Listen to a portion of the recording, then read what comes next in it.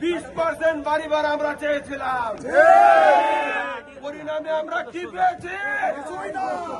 আমার শিক্ষক ভাইদের রক্ত ঝরেছে, আমাদের শিক্ষকদের নিয়ে তালবাহানা করা হচ্ছে, সকালে ডাকা হচ্ছে, বিকালে ডাকা হচ্ছে, আমরা কোনোটাকে সাড়া দিব না।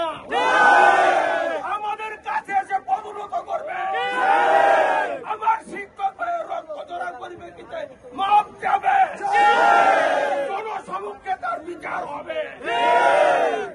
এই কারণে আমি আমার কেন্দ্রীয় নেতৃবৃন্দের কাছে অনুরোধ করব, 20% নয়, 50% নয়, এক দফায় এক দাবি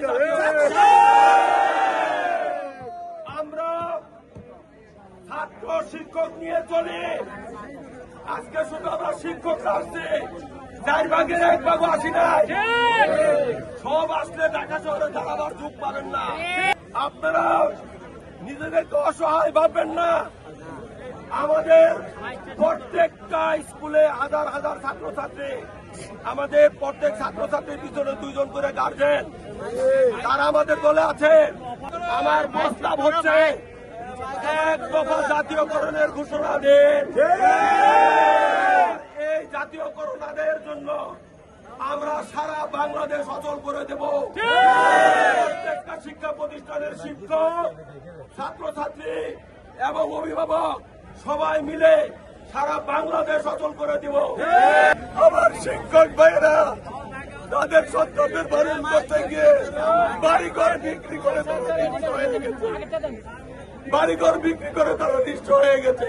তাদেরকে দোকানদার খাবার দেয় না, দোকানদার তাদেরকে রসদ দেয় না। আমরা সেই শিক্ষক কথা করি, অথচ আমাদের জীবনকে সম্পূর্ণরূপে বিপন্ন করে দিয়েছে ছাত্রছাত্রীদের সাথে। কাজে আমাদের জাতীয় নেতৃবৃন্দের কাছে অনেক কষ্ট করে তারা আন্দোলনকে এই পর্যায়ে নিয়ে আসছে।